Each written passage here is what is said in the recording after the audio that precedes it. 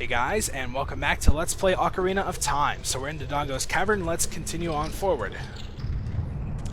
Alright, and in here we've got another one of these switch puzzle variations. This one's a little bit more complicated, but still pretty easy to figure out.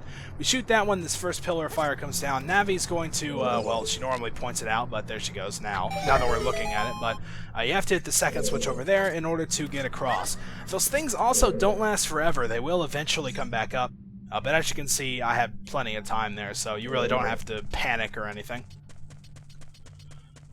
Alright, so in this room is something interesting. We've actually been in here before. If we look over, we can kind of see this was that narrow passageway where we had to use the bomb flower to get through over there. So we're pretty much just on the other side here. Let's climb up, and there's a chest that you definitely don't want to miss. That actually seems quite missable. You know, it's up on a ledge on the side. They should have just put it right in front of you, but either way, get it, because this contains the bomb bag. This bomb-holding bag is made from a Dodongo's stomach. Ew, that's gross. We found 20 bombs inside, and now we can set bombs to sea and blow stuff up. What a lucky guy. Okay, I don't know why they threw that in there. A little bit of personality, I guess, but alright, so let's go ahead and equip those bad boys. You know, since we just got them, we're going to have to be using them, so there we go. Let's get rid of the nuts for them. There we are. We can hold a maximum of 20. Of course, the bomb bag can be upgraded as well. We can hold up to 30 and then up to 40. So we're actually going to be getting, I think, just one. Actually, no, we're going to be getting both of those relatively soon after this dungeon. So that's some pretty good stuff. All right, we got a little plaque here. Giant dead Dodongo. When it sees red, a new way to go will be open. Well, that's not very cryptic, but okay, whatever.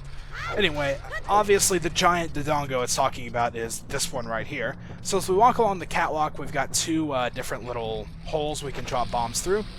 One for each eye, of course. So let's drop bombs into each of his eyes. The first one lights up red. Then the second one. And of course, when we do that, its mouth magically opens somehow, and a door is revealed. Good stuff. We're actually about done with this dungeon. There's only a few more little areas to go through. We can also deal with that BMOS now if we want to, but it's probably easier to just ignore it. It doesn't notice me anyway, so. Okay, so yeah, I'm going to re-equip the Hylian shield here. We've got some more fire enemies, and I don't want that thing getting burnt up. There is actually a replacement, that catwalk where we drop the bombs. If you keep going, you can, I think you can blow up a wall at the end of it, and a replacement Deku shield will be there if yours burnt up. So you could get that if you want. If you have a Deku shield on you at the time, it'll just be a blue rupee. So don't really need to bother with it if you already have one. Alright, so in here we're going to have to head over to the east. You can already see the boss is in that room to the west there, so we're definitely getting rather close. But we don't really have a way of getting in there yet. That door's sealed, so we're going to have to come around this way first. Now this room's kind of annoying because there are a lot of fire keys around everywhere, and also a lot of ledges you have to jump on. The fire keys love to attack you like right as you're jumping to a ledge and knock you back, and they're really annoying. So basically just make sure you're in the clear before you try to go anywhere. Alright, yeah, so we're going to need to blow up this wall over here with the bombs. That could be kind of a tricky throw as well. That might get it. No, guess not. Alright, I'll just wait for it to blow up then. There we go. And then we can go on through. This isn't required, but this is going to be another gold Skulltula, so obviously it's something I have to do. And obviously the statue right in front of it is going to be an Armos Knight, but it's actually possible to get the Skulltula without waking that guy up. You can kill it with the slingshot from a distance, and then kind of just walk up along the wall here, like that, grab the token, and quickly turn around, and you don't even have to fight that guy, so yeah, no real problem. The Armos Knights are kind of annoying, but you don't really ever have to deal with them except for like once, so.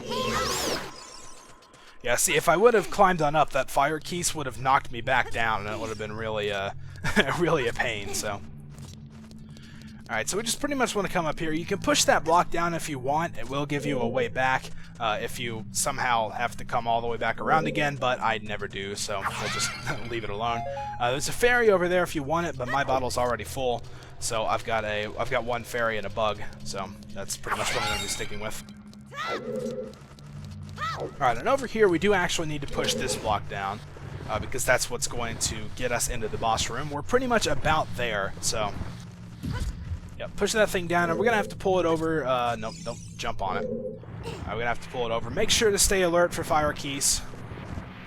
They really don't do much damage, but I don't know. I guess if you just don't feel like getting hit. Oh, well, there you go.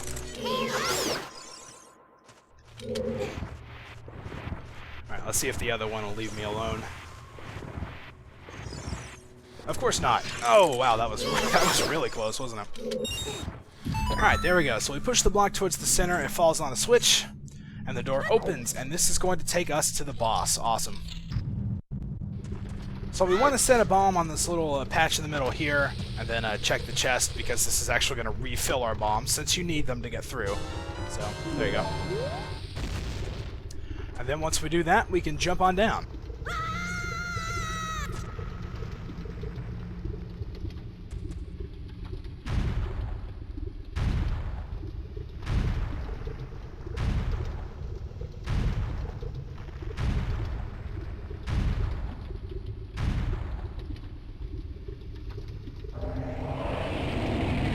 Alright, so we're now fighting the Infernal Dinosaur King Dodongo, and is that not the biggest mouth you've ever seen?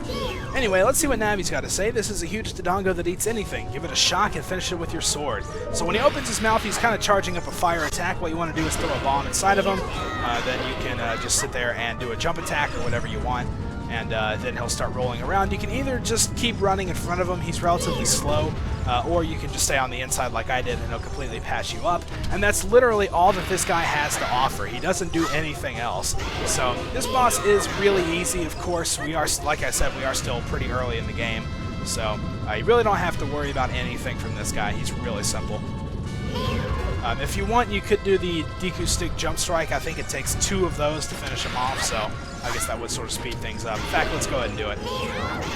There we go, that does it. I like how Link moves out of the way, too. That's kind of neat.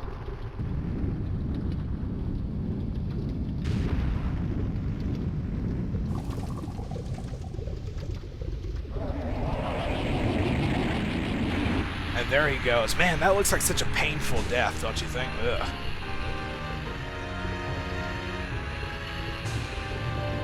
And then somehow, magically, all the lava kind of dries up. I don't know exactly how that works, like his body absorbed it or something? I have no idea, but let's not question it. Let's go ahead and pick up the heart container it leaves behind. Our maximum life energy is increased by 1 heart. So we now have, what is that, 7? Awesome, pretty good progress. Okay, so without any further ado, let's head on out.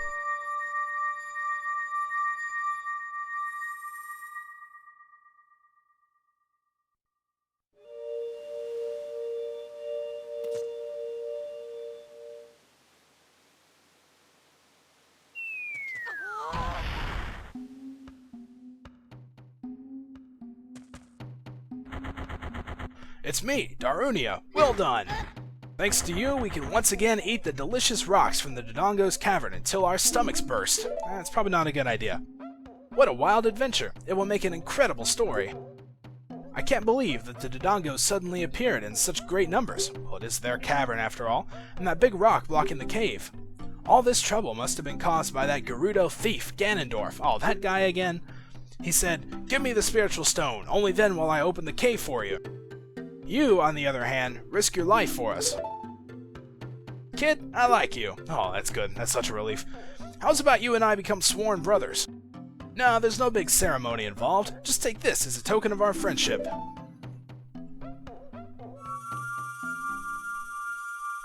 He's finally getting up. Holy crap, he must have really got knocked out there.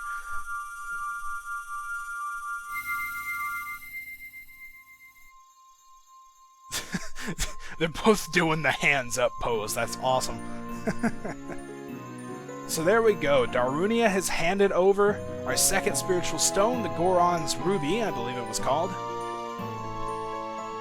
And there it is in all of its shiny, sparkly glory. You obtained the Goron's Ruby. This is the spiritual stone of fire passed down by the Gorons. You don't know what he means by sworn brothers, but you've collected 2 spiritual stones. You have 1 more to find. Brother, you'll keep brushing up on your skills as you travel, won't you? You should go see the Great Fairy on top of Death Mountain. She will power you up. Hey, everybody, let's see off our brother. Whoa. Holy crap. Do these guys just, like, fly everywhere or something? You did great! How about a big Goron hug, brother? Oh no, quick, run away. Ah, crap, turn around. Isn't that just the cutest? Alright, so yeah, they're magically gone now. They're not chasing us anymore, but we are now done with the Dodongo's Cavern and have picked up our second spiritual stone, so that's some pretty good stuff. Before we do anything else, we want to kind of head down here. Now that we have bombs, there's actually a few different things that we can be doing, both here on the trail and inside of Goron Village, so... Whoa, holy crap, that was close. Yep, so we probably want to take those guys out because they'd be really annoying otherwise. We want to blow up this little discolored wall here. I don't remember if I pointed it out or not my first time up. But there you go, there's another gold sculpture here. And it looks like it's really high and we can't really get it yet. But somehow, magically, this wall is climbable. I really don't know why that is. It doesn't look like it at all. He kind of just looks like Spider-Man hanging there, but oh well, whatever. I'll take it. Alright, so yeah, and like I said, there's still a couple things we can do back in Goron Village now that we have bombs, so that's pretty much what we're going to do next. Let's see, I don't remember exactly. I think we have a couple of equipment upgrades, a couple pieces of heart, and stuff like that before we actually head on to our next little destination, which hasn't really been pointed out to us at all, but we'll figure that all out when the time comes. There's also another thing you can bomb here. I believe that only has 50 rupees, so I'm just going to be passing it up for right now. We're going to get plenty of rupees here in a second anyway, so it's no real big deal. Alright, so let's go on back into Goron Village just as it turns nighttime. Doesn't really matter. I mean, it can be night or day for the stuff we're doing. It really doesn't make a difference. But as we come over here, there's some rocks that we can blow up with a bomb. So there we go, let's take care of that, and that will allow us to access a room over here. Yeah, it looks like we could have accessed this before, just by walking on those ropes, but that's just kind of an easier way to do it, I guess. So real quick, as we go in here, this is kind of a boulder maze, I guess you could say. It's pretty easy to find your way through. First, bomb the one on the right, then just follow the path through. Don't really have a choice here. There we go. Go on through, bomb this one straight ahead. No, well, no, don't throw it. That's not what I wanted to do. Alright, and then bomb this one straight ahead. And this will take us to the end. Awesome. Couple chests around here along with the Gossip Stone. I don't think I've ever really pointed those things out, so I guess we can go ahead and just sort of check it out real quick. First, let's pick up the rupees. And also... the sculpture. Oh man, that's so cheap. That's really hard to get away from. Right, there we go. Let's see, and that should be... I don't know what number that should be actually where I'm... Okay, 23. 22. Did I skip one?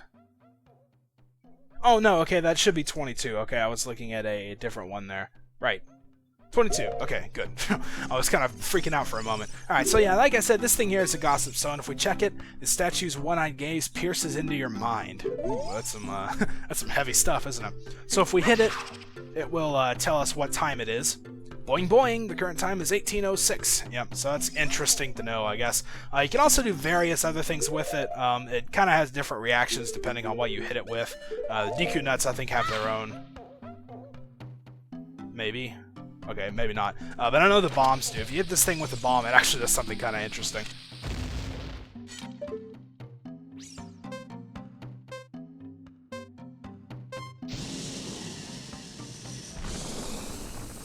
Kind of takes off there. I always thought that was pretty neat. I used to play around with those things all the time when I was a kid, but I would find them in interesting locations and make them just like shoot off into the sky. I don't know. I thought it was cool back then, so, you know, whatever. Anyway, it looks like we're about to run out of time, so next time we are going to get a few more upgrades and do some stuff. I don't really know how much longer I can record. The next episode might be the last one. My throat is just about to give out on me, so... yeah, so that's what we're going to do next time. Until then, thank you guys for watching, and I'll see you next time.